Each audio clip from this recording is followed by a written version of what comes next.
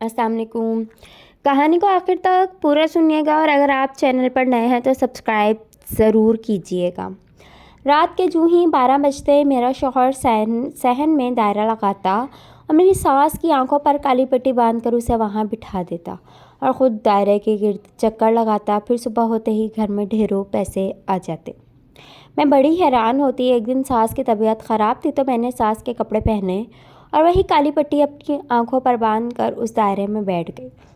پھر جو ہی میرے شوہر نے دائرے کے گرد چکر لگایا تو یہ دیکھ کر میرا دماغ ہی چکرا گیا کہ وہاں تو میرا نام بنش ہے مگر گھر والے مجھے مانو کہتے ہیں۔ میں اپنے والدین کی اکلوتی بیٹی تھی۔ میرے والد صاحب بینک میں جاب کرتے تھے جس سے ہمارے گھر کا گزر بسر بہت اچھا ہو رہا تھا۔ مجھے بچپن سے ہی نئے سوٹ پہننے کا بہت شوق تھا۔ مہینے کے آخر میں جیسے ہی ابو کو تنخواہ ملتی تو میں گھر میں شور مچا دیتی۔ اس طریقے سے مجھے 1-2 نئے سوٹ مل جاتے تھے۔ ماں کی نسبت ابو مجھ سے بہت زیادہ پیار کرتے تھے۔ امی جب بھی مجھے کچھ الٹی سیدھی کہتی تو ابو انہیں منع کر دیتے اور کہتے میری مانو کو کچھ نہ کہا کرو کیونکہ اس دنیا میں مانو کے علاوہ ہمارے پاس ہے ہی کیا۔ گھر میں ہم 4 افراد رہتے تھے، میں، میری امی اور پھپھو آسیہ۔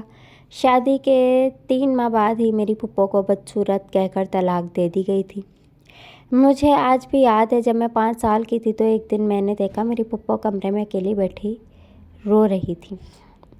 میں ان کے پاس گئی اور پوچھا پھپھو آپ کو کس نے مارا ہے؟ تو میری پھپھو آگے سے مسکرا دی اور کہنے لگی مانو بیٹا اللہ تمہارے نصیب بہت اچھے کرے۔ طلاق کے بعد گھر میں جو بھی رشتہ آتا پھر پھپھو کو دیکھتے ہی انکار کر دیتا کیونکہ پھپھو کا رنگ تھوڑا سا سانولا تھا اور نئے نقش بھی درمیانے ہی تھے۔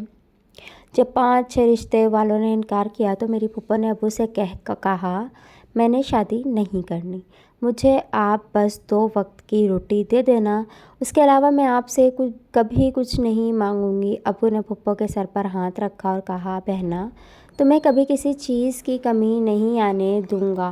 لیکن امی کو پھپھو ایک آنکھ نہ بھاتی تھی۔ وہ سارا دن ان سے کام کرواتی۔ میں اکثر کھانا لے کر پھپھو کے پاس چلی جاتی اور پھپھو کے ساتھ کھاتی۔ گھر میں پھپھو وہ واحد تھیں جس سے میں ہر بات شیئر کرتی تھی۔ جب بھی ابو میری بات نہ مانتے تو یا میری کوئی فرمائش پوری نہ ہوتی تو میں امی کی بجائے پھپھو سے کہتی۔ پھپھو جو ہی ابو سے کہتی تو ابو ان کی بات مان لیتے تھے۔ مجھے پڑھائی میں شروع سے ہی بہت شوق تھا۔ جب میں نے میٹرک پاس کر لی تو ابو نے مجھے آگے پڑھنے سے منع کر دیا اور کہا دنیاوی تعلیم حاصل کرنے سے بہتر ہے اب تم اپنے لیے دین کے بارے میں کچھ سیکھ لو۔ ہمارے محلے میں ہی ایک مدرسہ تھا جہاں میں پڑھنے لگی اور 2 سال کے اندر ہی میں نے قرآن مجید حفظ کر لیا تھا۔ پھر ساتھ ہی ساتھ میں نے سلائی کڑھائی بھی سیکھ لی تھی۔ پھر ایک دن اچانک امی کو دل میں درد شروع ہوا تو ہم انہیں ہسپتال لے گئے، لیکن درد اتنا شدید تھا کہ امی کی برداشت سے باہر ہو گیا تھا۔ ڈاکٹرز نے بہت کوشش کی لیکن امی جان کی بازی ہار گئیں اور ہمیشہ کے لیے ہمیں روتے بلکتے چھوڑ کر چلی گئی تھیں۔ میری زندگی میں یہ ہمارے گھر میں پہلی موت تھی جو مجھ پر قیامت بن کر آئی تھی۔ امی کی وفات کے بعد ابو بھی ٹوٹ چکے تھے۔ پہلے ابو گھر دیر سے آتے تھے لیکن جب سے امی کی وفات ہوئی تھی ابو گھر جلدی آ جایا کرتے تھے کیونکہ اب میں بھی جوان ہو چکی تھی۔ میرے لیے اب رشتے آنا شروع ہو چکے تھے۔ ایک دن میں رات کو ڈرامہ دیکھتی رہی اور پتہ ہی نہ چلا رات کے 3 بج گئے۔ ٹائم دیکھتے ہی میں فوراً سو گئی کیونکہ مجھے صبح سویرے اٹھ کر ابو کے لیے ناشتہ بھی بنانا تھا۔ صبح ابو نے مجھے نماز پر اٹھایا۔ میں اٹھ تو گئی مگر مجھے نیند بہت زور کی آ رہی تھی۔ ایک تو میں رات کو دیر سے سوئی تھی، دوسرا میرے جسم میں بہت دردیں شروع ہو گئی تھیں۔ میں نے جلدی سے نماز پڑھی، پھر ابو کے لیے ناشتہ تیار کیا۔ ابو ناشتہ کرنے کے بعد غسل کر کے چلے گئے اور میں ان کے کپڑے پریس کرنے لگی۔ اب میرا دل کر رہا تھا کہ ابو کے جاتے ہی میں فوراً سو جاؤں۔ ابو جیسے ہی ڈیوٹی پر گئے میں نے دروازہ بند کیا اور بیڈ پر لیٹ گئی۔ ابھی میں بیڈ پر لیٹی ہی تھی کہ کب میں نیند کی وادیوں میں گم ہو گئی محسوس ہی نہ ہوا۔ ابھی میں مشکل سے 1-8 گھنٹہ ہی سوئی تھی کہ میری آنکھ باہر سے آتی کھٹ پٹ کی آواز سے کھل گئی۔ میں نے باہر نکل کر دیکھا تو میری پڑوسن اور پھپھو آپس میں کوئی بات کر رہی تھیں۔ جب میں نے کان لگایا تو محسوس کیا کہ میرے بارے میں ہی بات ہو رہی ہے۔ میں تھوڑا دروازے کے قریب چلی گئی تو میں نے سنا ہماری پڑوسن پھپھو سے کہہ رہی تھی کہ مانو 17 سال کی ہو گئی ہے، اس کی جلدی سے شادی کریں۔ یہ سنتے ہی پھپھو خاموش ہو گئی۔ میں نے چپل پہنی اور باہر کو جانے ہی لگی تھی کہ مجھے اپنے جسم میں شدید درد اور چیونٹیاں سی رینگتی محسوس ہوئیں۔ میں نے جلدی سے غسل خانے کا رخ کیا اور نہا کر باہر آئی، ورنہ جسم کے درد نے حالت ہی خراب کر دی تھی۔ میں ہمت کرتی باہر آئی تو پھر نظر پھپھو پر پڑی جو کچن میں چائے بنا رہی تھی۔ میں نے پھپھو کو بتایا کہ میرے جسم میں درد اور اکڑن ہے تو پھپھو پریشانی سے بولی، بیٹی تو فکر نہ کر، میں تیرے ابا کو کہہ دوں گی، وہ شام کو واپس آتے ہوئے تیرے لیے دوا لیتے آئیں گے، اب تو چائے پی اور سو جا۔ میں نے کتنی دفعہ تمہیں منع بھی کیا ہے کہ رات دیر تک ڈرامے نہ دیکھا کرو، کیونکہ نیند پوری نہ ہونے سے 100 بیماریاں لگ جاتی ہیں۔ میں نے ان کی اس بات پر سر ہلایا اور چائے کا کپ پکڑ کر چائے پینے لگی۔ میں چائے پی کر اپنے کمرے میں جانے ہی لگی تھی کہ اچانک دروازے پر زور زور سے دستک ہوئی۔ میں نے دروازہ کھولا تو سامنے ایک عورت کھڑی تھی۔ اندر داخل ہوتے ہی اس نے میرے سر پر ہاتھ پھیرا اور کہنے لگی، ماشاء اللہ، اب تو تم جوان ہو گئی ہو۔ میں اس عورت کو حیرانی سے دیکھنے لگی کیونکہ میں نے اسے پہلی بار دیکھا تھا۔ پھر پھپھو جلدی سے کچن سے باہر آئیں اور ان کو گلے ملی اور ان کو بٹھا کر پھپھو ساتھ ہی دکان تھی وہاں سے بہترین پھل لے آئیں۔ وہ پھل مجھے دیے اور خود اس عورت کے ساتھ بیٹھ کر باتیں کرنے لگیں۔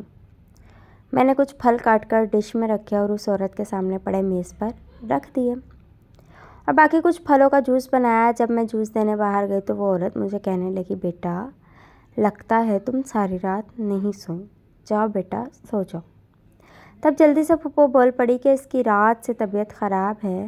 میں وہیں ان کے پاس باہر بیٹھ گئی۔ وہ عورت اپنے بیٹے کی تعریفوں کے پل باندھنے لگی کہ خاوند کی وفات کے بعد میں نے اپنی ایک کزن سے کچھ پیسے ادھار لیے اور بیٹے کو دیے کہ کوئی چھوٹا موٹا کاروبار کر لے تاکہ ہمارا گھر کا گزر بسر ہوتا رہے۔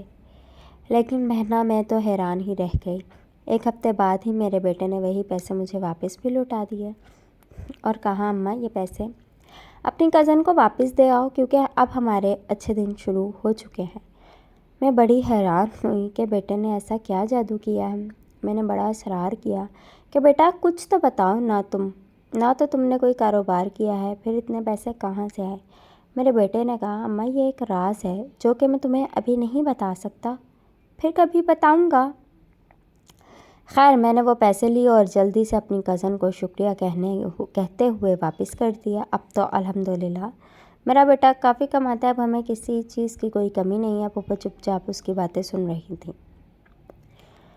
پھر اچانک وہ عورت کہنے لگی، اچھا بہنا میں چلتی ہوں۔ تب میری پھپھو کہنے لگی، نسرین یہاں سے گزرے وقت چکر لگا لیا کرو۔ وہ عورت مجھے عجیب نظروں سے دیکھتے ہوئے کہنے لگی، ہاں بہنا اب تو چکر لگاتی ہی رہوں گی۔ اتنا کہنے کے بعد وہ عورت ہمارے گھر سے چلی گئی۔ تب میں نے دروازہ بند کیا اور پھپھو سے پوچھا، یہ عورت کون تھی؟ تب پھپھو نے مجھے بتایا کہ یہ ہماری دور کی رشتہ دار ہے۔ پھر میں سو گئی کیونکہ مجھے اب زور کی نیند آ رہی تھی۔ پھر جب میری آنکھ کھلی تو ابو گھر میں آ چکے تھے۔ جب میں باہر نکلی تو پھپھو اور ابو باتیں کر رہے تھے۔ جب میں تھوڑا سا باہر نکلی تو ایسا محسوس ہوا جیسے وہ میرے ہی بارے میں باتیں کر رہے ہیں۔ جب میں نے کان لگایا تو سنا پھپھو ابو سے کہہ رہی تھیں کہ اب بیٹی کی عمر 18 برس سے اوپر ہو چکی ہے۔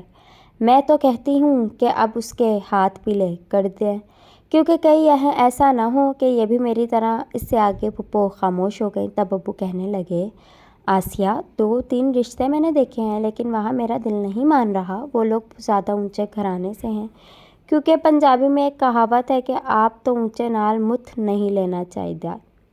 اس لیے میں چاہتا ہوں کہ لڑکے کی تربیت اچھی ہو، تھوڑا بہت پڑھا لکھا ہو، جہاں پردے کا اہتمام ہو کیونکہ میری بیٹی حافظ قرآن ہے، اور لڑکا اپنا کما کر میری بیٹی کو کھلانے والا ہو، وہاں میری بیٹی کی شادی ہو جائے۔ ایک دوست کے ذمہ لگایا ہے، بس جو ہی کوئی ایسا رشتہ ملتا ہے تو میں وہاں اپنی بیٹی کی شادی کر دوں گا۔ تو میری پھپھو کہنے لگی، اسلم میں تو کہتی ہوں کہ نسرین کا بیٹا اچھا ہے۔ وہ کل یہاں آئی تھی اور بتا رہی تھی کہ شوہر کی وفات کے بعد اس کے بیٹے نے اسے کسی چیز کی کمی نہیں آنے دی اور میٹرک پاس بھی ہے۔ ایک ماں ہے، نہ کوئی بہن نہ نند، ہماری بیٹی وہاں سکھی رہے گی۔ اگلے اتوار والے دن پھپھو اور ابو نسرین باجی کے گھر گئے اور اس کا گھر بار دیکھا، اس کے بیٹے سے ملے ابو کو نسرین باجی کا بیٹا بہت پسند آیا۔ ابو نے گھر آتے ہی اس کی تعریفوں کے پل باندھ دیے۔ 1 مہینے بعد ہی میری نسرین کے بیٹے جمال سے منگنی ہو گئی۔ اب پھپھو اور ابو ہر دوسرے دن شہر جاتے اور میرے لیے وہاں سے سامان خرید لاتے۔ پھر 4 ماہ بعد ہی میں نسرین کی بہو بن کر اس کے گھر آ گئی۔ میری ساس دوسری ساسوں کی طرح بالکل بھی نہیں تھی۔ وہ صبح اٹھتی اور ناشتہ تیار کرتی، جبکہ مجھے شروع سے ہی فجر کی نماز پڑھنے کے بعد سونے کی عادت تھی۔ میں تو فجر کی نماز پڑھتی اور برتن دھو کر سو جاتی۔ پھر 8 بجے جب ناشتہ تیار ہو جاتا تو میری ساس آ کر مجھے جگا دیتی کہ بہو ناشتہ کر لو۔ میری ساس نے کبھی مجھے یہ شکایت نہیں کی تھی کہ تم فجر کے بعد سوتی کیوں ہو یا ناشتہ نہیں بناتی وغیرہ وغیرہ۔ اس نے کبھی کوئی شکایت نہیں کی تھی۔ 1 مہینہ تو ایسا چلتا رہا۔ پھر مجھے خود کو ہی عجیب لگتا کہ میری ساس کی عمر اب کافی ہو چکی ہے، لہٰذا میں ناشتہ خود بنایا کروں۔ اس دن کے بعد سے میں کبھی فجر کے بعد نہیں سوئی۔ نماز ادا کرنے کے بعد میں منزل کرتی اور ناشتہ بنانے میں مصروف ہو جاتی۔ شادی سے پہلے میں نے سن رکھا تھا کہ میرا شوہر بہت شریف، سیدھا سادہ اور اپنا کوئی کاروبار کرتا ہے، لیکن یہاں آئے مجھے 1 مہینہ ہو چکا تھا۔ میں نے کبھی اپنے شوہر کو کہیں کوئی کام کرتے نہیں دیکھا تھا۔ میں اپنے شوہر سے پوچھا بھی کہ آپ کون سا کام کرتے ہیں تو میرا شوہر کہنے لگا شادی کی وجہ سے میں نے 1 ماہ کی چھٹیاں کی ہوئی ہیں، لہٰذا یہ سن کر میں خاموش ہو گئی۔ پھر 1 ماہ بعد میرا شوہر صبح گھر سے نکل جاتا اور شام کو واپس آتا۔ میں سب کو کھانا دینے کے بعد 10 بجے کے قریب سو جاتی تھی۔ ایک دن میرے سر میں درد تھی تو مجھے نیند نہیں آ رہی تھی۔ میں اپنے کمرے میں بیڈ پر لیٹی ہوئی کہ اچانک میری ساس نے میرے کمرے کے دروازے کے باہر سے کنڈی لگا دی۔ میں نے سوچا ایسے ہی ساس نے کنڈی لگا دی ہوگی۔ میں اس بات کو نظر انداز کرتے سو گئی۔ کچھ دن بعد پھر میری طبیعت خراب ہوئی تو مجھے نیند نہیں آ رہی تھی۔ میری ساس نے 12 بجنے ہی والے تھے کہ باہر سے کنڈی لگا دی۔ میں بڑی حیران ہوئی، جبکہ میرا شوہر بھی کمرے میں موجود نہیں تھا۔ میں نے کھڑکی کھولی اور باہر سے دیکھا تو ہکا بکا رہ گئی، کیونکہ میرے شوہر نے صحن میں ایک بڑا سا دائرہ لگایا ہے اور اس میں کرسی پر رکھی، پھر ایک کالی پٹی لے کر میری ساس کی آنکھوں پر باندھ دی اور اس کو وہاں پر بٹھا دیا، پھر ساتھ میں ایک بڑا سا برتن پانی سے بھر کر رکھ دیا۔ 40 منٹ تک میرا شوہر اس دائرے کے گرد چکر لگاتا رہا۔ جب 40 منٹ گزرے تو میرے شوہر نے ساس کی آنکھوں سے وہ کالی پٹی اتاری اور وہ برتن اٹھایا جو کہ کافی وزنی لگ رہا تھا، وہ کچن میں رکھ دیا۔ میں یہ سب کچھ دیکھ رہی تھی۔ پھر میں جلدی سے سو گئی تاکہ ان کو پتہ نہ چل سکے کہ میں ان کو دیکھ رہی ہوں۔ میں یہ سوچ کر جلدی سے سو گئی کہ صبح سے جلدی سے اٹھ کر اس برتن میں دیکھوں گی کہ اس میں کیا تھا۔ پھر جو ہی صبح میں جلدی سے اٹھی تو سیدھی کچن میں گئی، مگر وہاں تو کوئی ایسا برتن موجود ہی نہیں تھا جو میں نے رات کو دیکھا تھا، اور نہ ہی گھر میں میرا شوہر موجود تھا۔ میں نے ساس سے پوچھا کہ جمال کدھر ہے تو ساس کہنے لگی وہ کسی کام سے باہر گیا ہے۔ پھر ظہر کے وقت میرا شوہر گھر آیا اور کافی سامان بھی لایا۔ میں سارا دن سوچتی رہی کہ اس برتن میں ایسا کیا تھا اور میرے شوہر نے میری ساس کی آنکھوں پر کالی پٹی باندھ کر اس دائرے میں کیوں بٹھایا تھا۔ یہی سوچتے سارا دن گزر گیا۔ پھر رات کو میں جان بوجھ کر جاگتی رہی، لیکن آج میرا شوہر بھی کمرے سے نہ نکلا اور نہ ہی میری ساس نے باہر سے کوئی کنڈی لگائی۔ پتہ نہیں کب میری آنکھ لگ گئی، پتہ ہی نہیں چلا۔ اگلی رات میں پھر نیند کی ایکٹنگ کرتی رہی، مگر جو ہی 12 بجے میرا شوہر بڑے آرام سے اٹھا اور باہر چلا گیا۔ پھر کچھ ہی دیر بعد میری ساس نے بھی باہر سے کنڈی لگا دی اور میں پھر کھڑکی سے سارا منظر دیکھتی رہی، ٹھیک پہلے کی طرح۔ میرے شوہر نے ساس کی آنکھوں پر کالی پٹی باندھی اور اس کو اس دائرے میں بٹھا دیا۔ پھر 40 منٹ تک دائرے کے گرد چکر لگاتا رہا۔ اب میرے لیے ایک راز بن چکا تھا جو کہ مجھے ہر حال میں جاننا تھا۔ سارا دن یہی سوچتی رہی کہ کیسے اس راز کا پردہ فاش کروں۔ شک تو مجھے پہلے ہی ہو چکا تھا کہ یہ کوئی جادوئی کام ہے، کیونکہ میرا شوہر کوئی کام بھی نہیں کرتا، لیکن پھر بھی گھر میں کسی چیز کی کمی نہیں تھی۔ ایک دن میں نے ایسا کیا کہ ساس کو جب میں دودھ دینے گئی تو میں نے اس میں نیند کی دوا ملا دی، جس کو پینے کے بعد میری ساس نیند کی آغوش میں چلی گئی۔ میں نے جلدی سے ساس کے کپڑے پہنے اور سو گئی۔ پھر رات کو میرا شوہر اٹھا اور باہر کچن میں برتن لینے چلا گیا۔ تب بھی میں بھی جلدی سے اٹھی اور ساس کے کمرے کو کنڈی لگائی اور صحن میں لگے دائرے میں پڑی کرسی پر بیٹھ گئی۔ میرے شوہر نے وہ برتن میرے پاس رکھا اور نیم اونچی آواز میں کچھ پڑھنا شروع کر دیا۔ جو ہی وہ الفاظ میرے کانوں میں پڑے میں نے استغفار پڑھا، کیونکہ میرا شوہر کہہ رہا تھا نعوذ باللہ میں اللہ پر یقین نہیں رکھتا، یہ الفاظ تو کالے علم کے لیے بولے جاتے تھے۔ کیونکہ ایک دن درس میں باجی نے مجھے بتایا تھا کہ فلاں فلاں الفاظ کالے جادو کے لیے بولے جاتے ہیں، اور جو شخص بھی کالا جادو کرتا ہے وہ کافر ہو جاتا ہے، اور کالا جادو 2 منٹ میں یا 2 دن میں اپنا اثر دکھا دیتا ہے، کیونکہ اس کے پیچھے شیطانی طاقتیں ہوتی ہیں۔ پھر جو ہی میرے شوہر نے دائرے کے گرد چکر لگایا، مجھے پتہ ہی نہیں کہ یہ کیا ہوا، ایک دم پیچھے سے کسی نے زوردار دھکا دیا تو میں کرسی سے نیچے گر پڑی۔ میرے شوہر نے جلدی سے چکر ختم کیا اور مجھے اٹھاتے ہوئے کہنے لگا اماں کیا ہوا ہے، مگر جو ہی اس نے مجھے دیکھا تو ہکا بکا ہو گیا، اس کے ماتھے پر پسینہ آ گیا۔ پھر اس نے زوردار تھپڑ میرے منہ پر مارا کہ تم یہاں کیا کر رہی ہو؟ اماں کدھر ہیں؟ میں نے کہا میں تمہارے اس عمل کے بارے میں جان چکی ہوں، اور مجھے یہ بھی پتہ چل چکا ہے کہ یہ دولت کہاں سے آ رہی ہے۔ میرا شوہر اور میری ساس دونوں مل کر کالا جادو کرتے تھے، اور رہی برتن کی بات تو اس میں وہ نہر سے پانی لا کر اس پر کالا جادو کرتے تھے، جو کہ 2 منٹ کے اندر ہی کسی نہ کسی چیز میں تبدیل ہو جاتا تھا، اور صبح ہوتے ہی میرا شوہر اس چیز کو مارکیٹ میں بیچ دیتا تھا، جس سے اسے ڈھیروں پیسے مل جاتے تھے۔ صبح اسے ہی میں اپنے میکے چلی گئی اور ساری بات ابو کو بتائی۔ ابو نے یہ سنتے ہی کہا میری بیٹی کسی کافر کے ساتھ نہیں رہ سکتی۔ پھر اگلے ہی دن ابو نے طلاق کا پیغام بھجوا کر میری طلاق لے لی۔ ابو نے اپنے ایک دوست کے ذمہ لگایا تھا کہ کوئی اچھا سا رشتہ تلاش کریں۔ 2 ماہ بعد ہی اللہ نے میرے لیے فیضان کا رشتہ بھیجا، جو کہ ایک دیندار لڑکا تھا۔ میں نے فوراً ہاں کر دی اب فیضان کے ساتھ میری شادی کو 2 سال ہو چکے ہیں، اور اللہ نے مجھے ایک پیارا سا اور ننھا سا ایک بیٹا دیا ہے۔ فیضان اسکول میں ایک ٹیچر ہے، وہ اسکول میں بچوں کو پڑھانے چلا جاتا ہے، اور میں سارا دن اپنے ننھے بیٹے کے ساتھ کھیلتی رہتی ہوں، اور اب میں اپنی زندگی ہنسی خوشی گزار رہی ہوں۔ آپ سے گزارش ہے کہ مجھے لازمی بتائیں کہ میں نے طلاق لے کر صحیح کیا یا مجھے جمال کے ساتھ ہی رہنا چاہیے تھا۔ اللہ حافظ۔